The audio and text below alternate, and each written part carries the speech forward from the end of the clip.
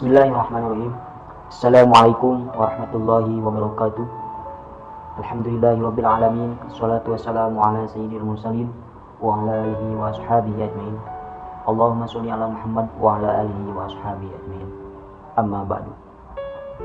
Sahabat yang dirahmati Allah Subhanahu wa taala, kita sebagai umat Islam pasti sudah tahu yang namanya adzan. Adzan ini merupakan panggilan bagi umat Islam untuk melaksanakan sholat 5 waktu. Tapi di balik itu semua, ternyata masih banyak orang yang belum mengetahui bagaimana sejarah terbentuknya atau asal usulnya adzan. Maka insya Allah dalam kesempatan ini saya sedikitnya akan berbagi ilmu tentang sejarah terbentuknya adzan. Baiklah, pada tahun pertama Hijriah atau awal pertama Rasul dan para sahabat tinggal di Madinah setelah berhijrah dari Mekah ke Madinah, maka di tahun pertama Rasulullah SAW bersama para sahabat bermusyawarah bagaimana cara untuk mengumpulkan kaum muslimin dikala waktu sholat berjamaah telah tiba. Maka disitulah banyak usulan-usulan, banyak pendapat-pendapat para sahabat.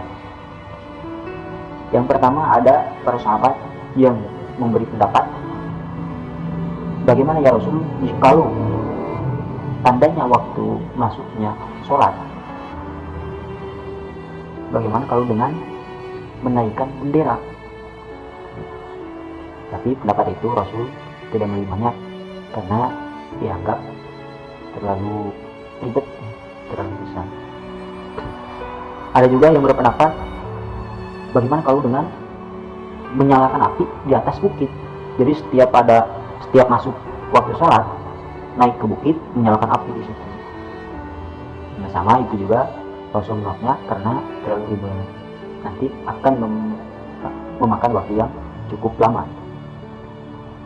Pendapat yang ketiga, yaitu ada sahabat yang mengusulkan bagaimana kalau dengan trompet. Nah, ini untuk masalah trompet Rasul menolaknya.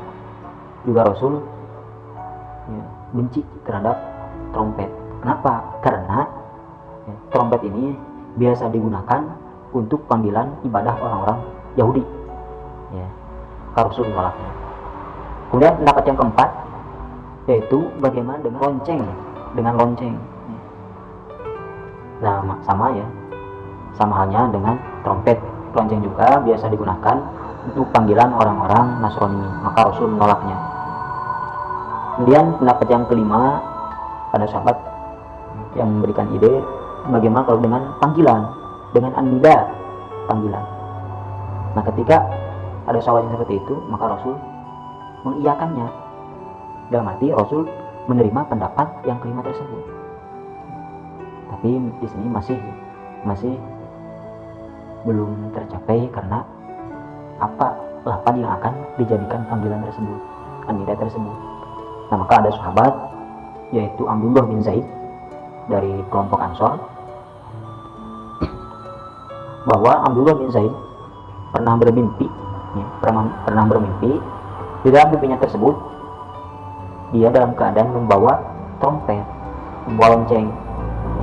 Kemudian bertemu dengan seorang kakek-kakek, seorang pemuda. Nah, si pemuda tersebut mengajarkan lafaz adzan kepada Abdullah bin Zaid. Dan Abdullah bin Zaid mengabarkan tentang lafaz tersebut kepada Rasul, memberitahukan. Nah, Rasul setelah mendapat berita seperti itu dari Abdullah bin Zaid, maka Rasul membenarkan terhadap mimpi Abdullah bin Zaid. Maka Rasul memerintahkan kepada Abdullah bin Zaid untuk mengajarkan lafaz adzan tersebut kepada Bilal. Kenapa? Karena Bilal lah yang pantas, kata Rasul, untuk mengumandangkan adzan tersebut. Karena suara Bilal sangat tinggi, sangat keras. Jadi suara Bilal itu sangat keras, terdengar sampai 5 km. Ini alasan. Maka Abdullah bin Zaid mengajarkan kepada Bilal, dan Bilal langsung bisa. Ternyata Sayyidina Umar bin Khattab juga pernah bermimpi seperti mimpinya Abdullah bin Zaid, yaitu ada seorang yang mengajarkan lafaz adzan pada Umar dalam mimpinya. Maka dengan dua mimpi tersebut,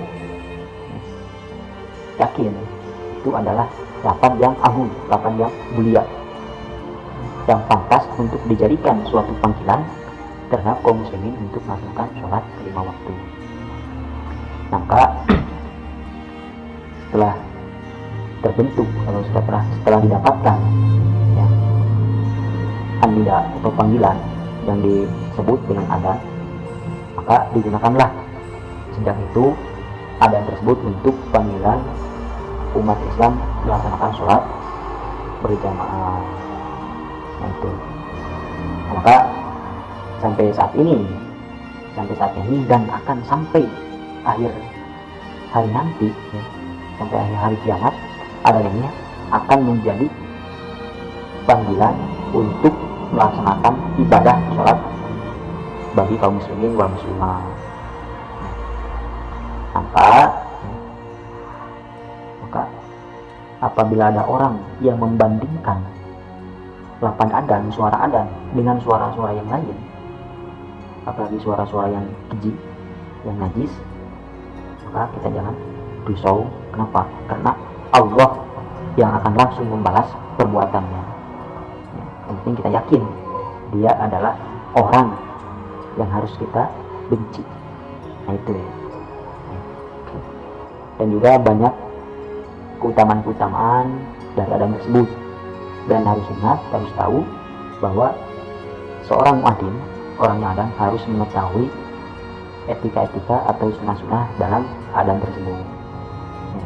Nah, mungkin itu saja yang bisa saya sampaikan. Mudah-mudahan apa yang telah saya sampaikan menjadi ilmu bagi kita sebagai kaum muslimin wal muslimat.